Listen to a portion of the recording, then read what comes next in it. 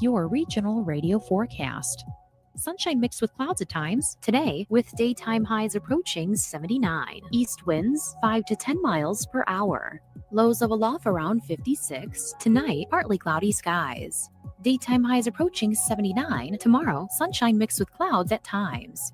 Hear weather twice an hour or online anytime at DeWittDailyNews.com.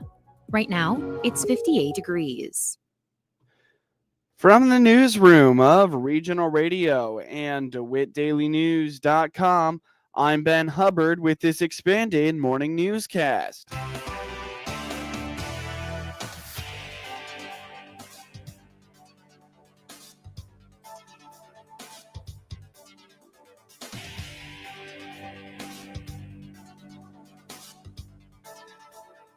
Good morning and thanks for being with us. I'm your host today, Ben Hubbard.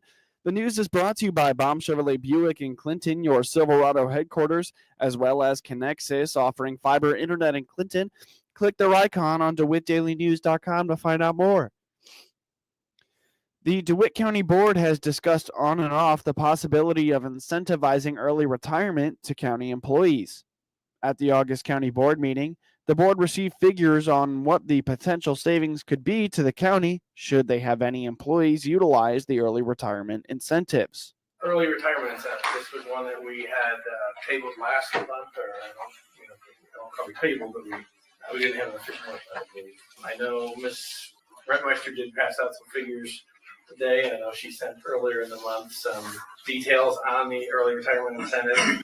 The figures passed out today. I think it's still premature to make a decision on some of this without having had the chance to really digest what's on the list. But my thought would be take the month to review the materials if you haven't already.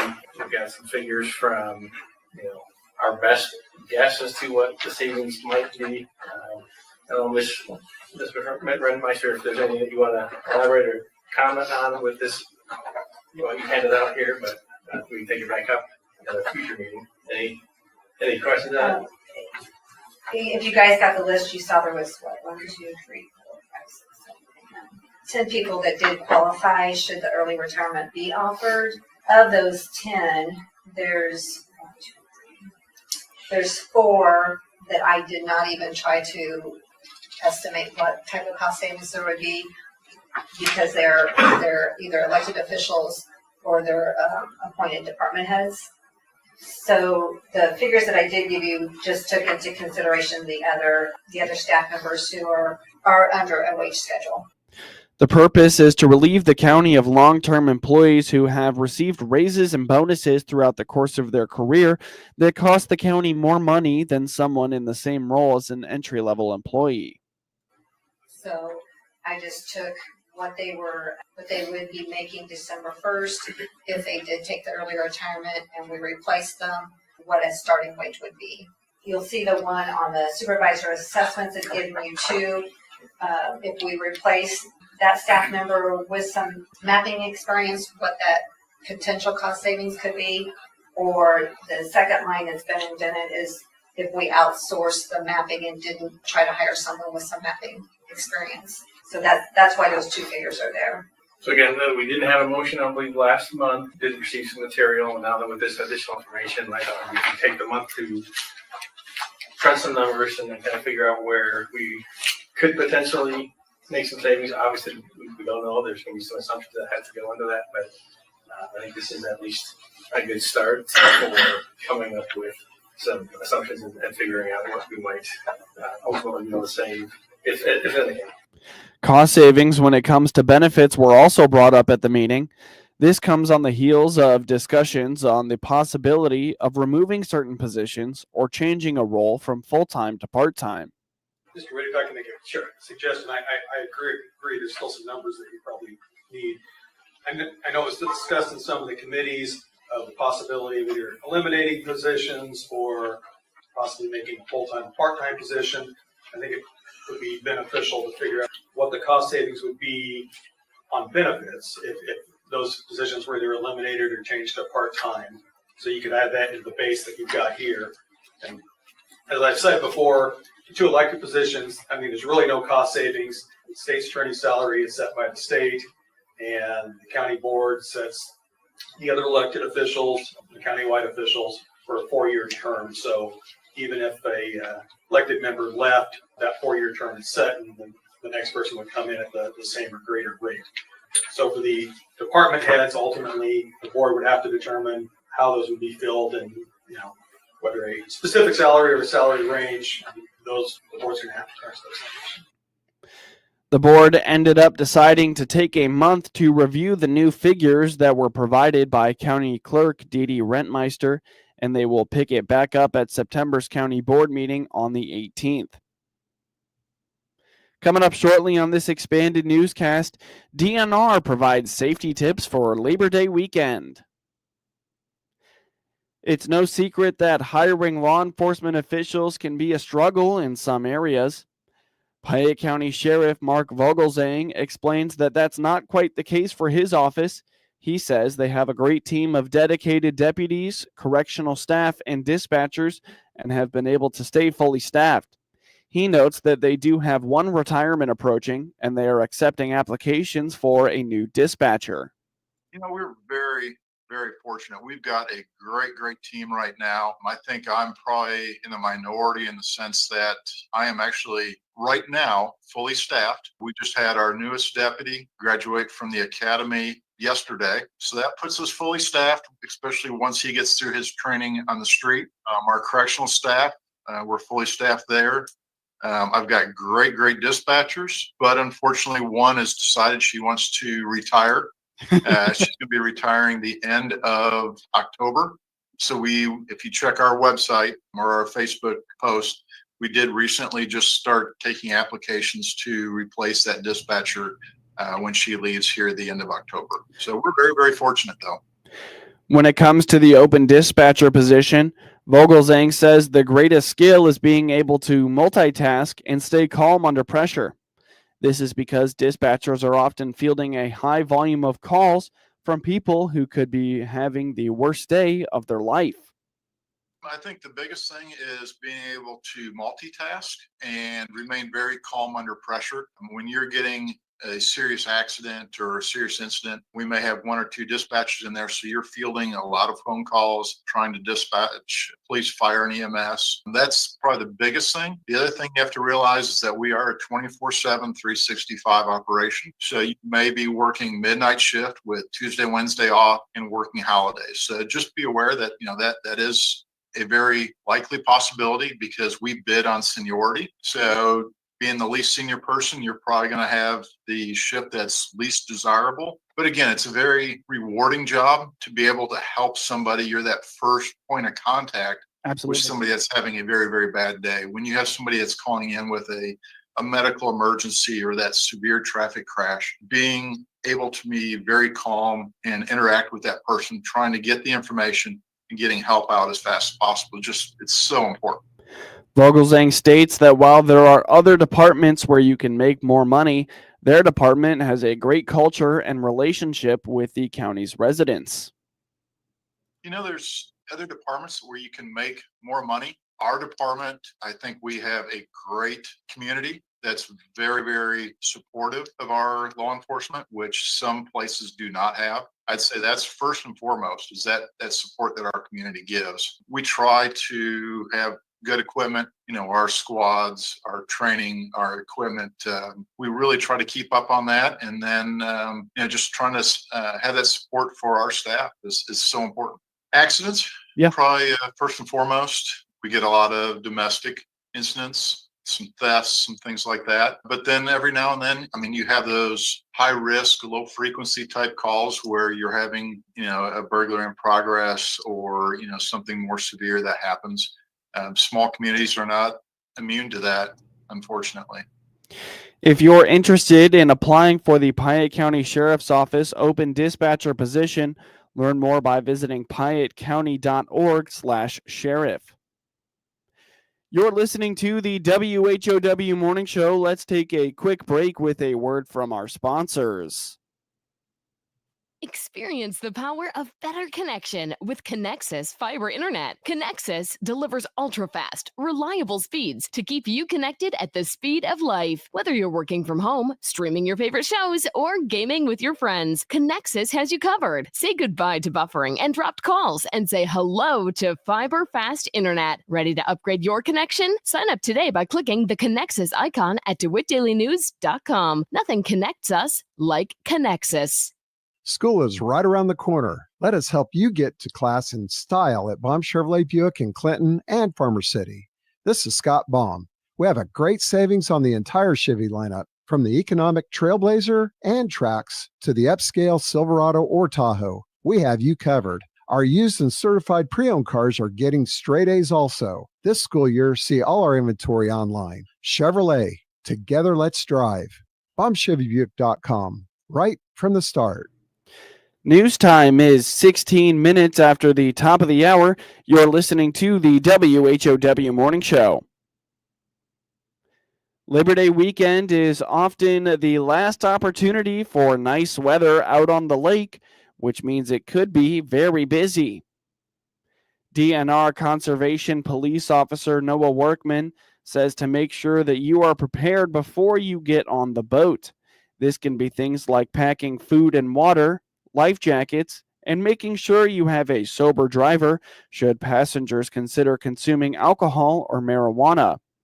It should be. I mean, the weather felt great this last couple of days, and I think it's going to maintain that from what the forecast looked like, but it's going to bring people out. I mean, it's typically the last big weekend of the boating season. So everybody's going to, a lot of the boaters will take it out for the one last enjoyment weekend. Yep. Hopefully the weather's good. I always tell people, think safety, have a plan.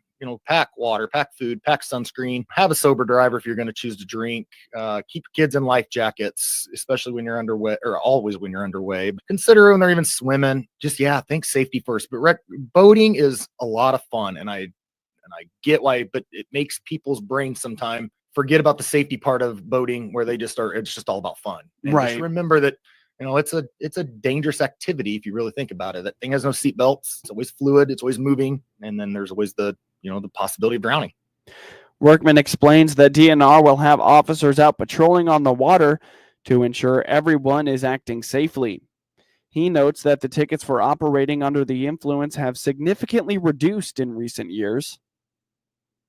Yeah, we will have a boat out there, probably 2, if not 3 days. We'll probably have it Saturday, Sunday, and then on Monday, the actual holiday. You typically will have 2 men on a boat on bodies of water, and then 2 or 3 on land responding to calls or park enforcement, stuff like that. I jinxed myself last time I was in here. Gosh, I told Seth, I saw him in the parking lot, and I was like, I jinxed myself. Last time I was in here, I was like, Lake's treated us good. We haven't had any incidents. And then we unfortunately had a drowning in weeks after I did that. So I'm going to try to say the OUIs on the water at Clinton Lake have gone down pretty significantly. And in this district for 5 years, I've stopped a lot of boats, not writing too many OUIs as to what it was. Before I came in here, the officers talked about how they were writing 2 or 3 on a weekend. And really? 2 or 3 even on a boat shift. That it was a very common thing out at Clinton Lake. And talk to other boaters, and they make the comment, you want to go boat, go to Clinton Lake. You want to go party, go to Lake Shelbyville. So it's great. I love that Clinton Lake is getting that reputation, because I like it that families can go out there and be safe. Like I said, this year I've stopped a lot of boats, and I've just not ran in a lot of drunk people on board, which is fine, but not operating the boat, it's great to see. The most common infractions that DNR officers run into are not having life jackets on children under 13 and the lack of a flag when having someone under tow. When it comes to safety inspections, Workman indicates that he often finds expired fire extinguishers.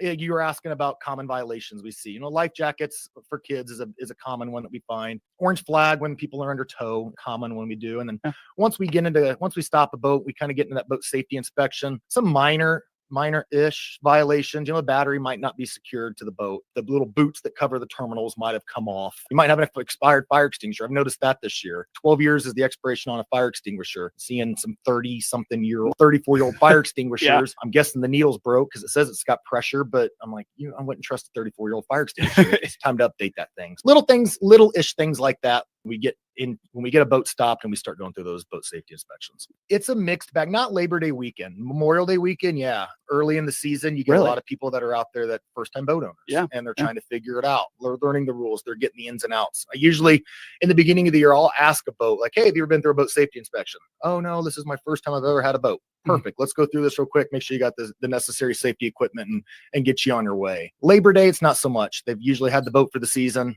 I see a lot of the same boats out there every weekend on Clint Lake. Yeah. I know the boat that I've stopped and went through safety inspections. And if there's nothing really that's catching my attention on them, I'm not even going to worry about stopping them. I've already been through their boat. A lot of officers will say that too. They've recognized the same boats that are out there weekend after weekend.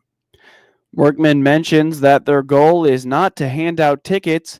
It's to make sure everyone has a fun and safe Labor Day weekend. Illinois Congresswoman Mary Miller is supporting the Trump administration's position that the USDA will no longer use taxpayer dollars for solar panels on productive farmland or allow solar panels manufactured by foreign adversaries to be used in USDA projects. And people here in Illinois, in my district, they are in pain over their energy bills. They've shut down reliable and affordable energy in preference for Chinese wind and solar, but it also impacts agriculture. First of all, the only people now that have the cash to buy this high-priced farm ground or to pay high cash rents are the people bellied up to the wind and solar. So we're going to see more consolidation in agriculture. Also, we want our rural communities to thrive. You would have to be nuts right now to build a home or buy a home in rural Illinois. The next day you could have a windmill taller than the Gateway Arch or some solar farm there. It's ridiculous. President Trump called it a scam, and it is. Well, I want to force China to divest, not just China, but any of our countries that we're not allies with that are purchasing our land. But China especially has been very aggressive. They are 100% our adversary. And I mentioned today, can you imagine during the Cold War, us allowing Russia to come in here and buy up farm ground around our military bases? And China's buying up our housing market also. So my bill is going to force them to divest. And then also it's going to give people a portal to be able to report if they're suspicious of China actually buying land or buying into other ag industries. Miller serves on the House Ag Committee. The Macon County Conservation District is now taking applications for this year's upland game hunting season at Friends Creek Conservation Area. The one-day hunts are part of the Upland Game Management Program, and hunters must submit their applications by October 1st, 2025 to be considered in their drawing. Hunting will be held on specific dates throughout November and December. Those dates include November 1st, 2nd, 5th, 8th, 12th, 15th, 19th, 26th, and 29th, as well as December 3rd, 11th, 14th, 18th, 21st, 24th, and 27th. Applicants must mail a request to the Conservation District office in Decatur. The request should include a self-addressed stamped envelope, the applicant's name and phone number, a copy of a valid 2025 Illinois hunting license and habitat stamp, and 3 preferred dates ranked by choice. Hunters under 16 years of age must also provide a hunter safety certificate number. A drawing will be held to assign available hunting dates, and those selected will be notified by mail. Each successful applicant will be assigned 1 hunting date and may bring up to 3 partners. More details and instructions are available at maconccd.org or by contacting the Conservation District office at 217-423-7708. Again, that number is 217-423-7708. The Agriculture Deputy Secretary this week provided an update on U.S.-Mexico efforts in track New World screwworm, preventing its entry into our country, and protect our nation's livestock.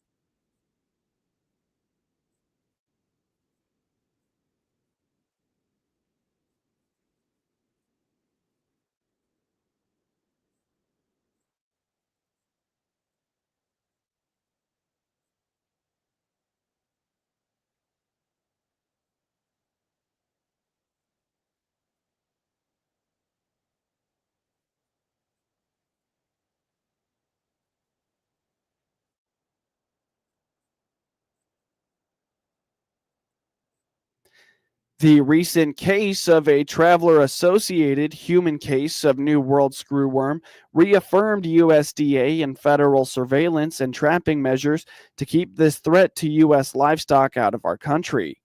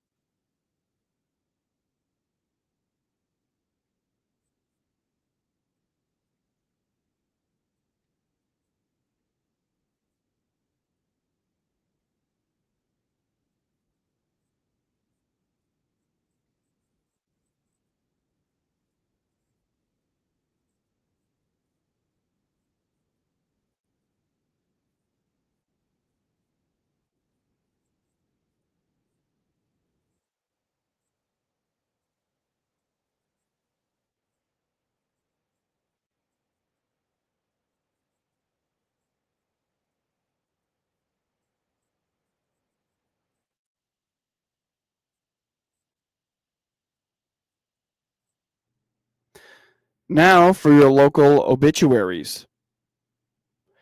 Bruce A. Mandrell, 63, of Clinton, Illinois, passed away at 8:37 p.m. August 16th, 2025, at his family residence in Clinton. No services are planned at this time. The family has entrusted Calvert Funeral Home in Clinton with cremation rights. Memorials may be directed to Second Chance Pet Adoption. Online condolences may be made at calvertmemorial.com. On August 7th, 2025, Nancy Irene Douglas Stone passed away peacefully at the age of 82. There is no service planned at this time. In lieu of flowers, memorials may be made to Westward Heights Care Center, 150 Caring Way, Lander, Wyoming, 82520, or to the Waynesville United Methodist Church, 202 South Isham Street, Waynesville, Illinois, 61778. Get news anytime from your computer or your mobile device at DeWittDailyNews.com. Hear Clinton Maroon live play-by-play this season on WHOW, the Big 1520 Daytime, 92.3 FM in DeWitt County and 106.5 in Bloomington Normal all the time. Plus streamed at DeWittDailyNews.com, on the WHOW mobile app, and Amazon Alexa. Plus, hear a best of Clinton sports broadcast Saturday mornings at 10. All brought to you by Warner Hospital and Health Services, Baum Chevrolet Buick, and Keith Wade, your country financial agent, all in Clinton. With SRN News, I'm Rich Thomason in Washington. There's word this morning that President Trump is canceling former Vice President Kamala Harris's Secret Service protection. They're going home. Israel says the bodies of 2 hostages have been returned as its military begins an offensive in Gaza City aimed at wiping out Hamas. Investigators say that 116 rounds were fired by the gunman who killed 2 youngsters during Wednesday's mass shooting in Minneapolis. It happened as the children were attending Mass in a chapel at Annunciation Catholic School.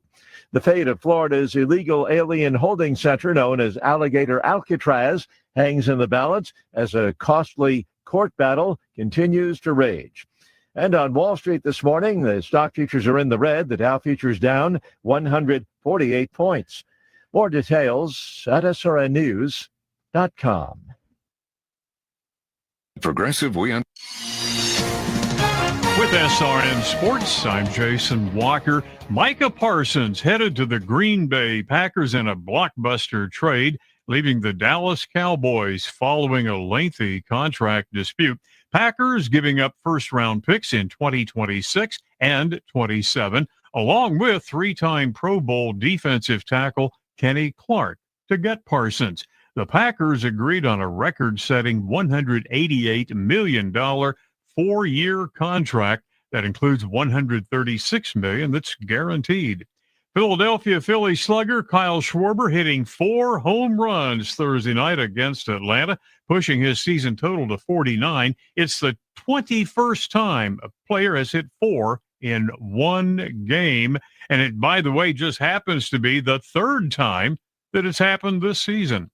This is SRN Sports.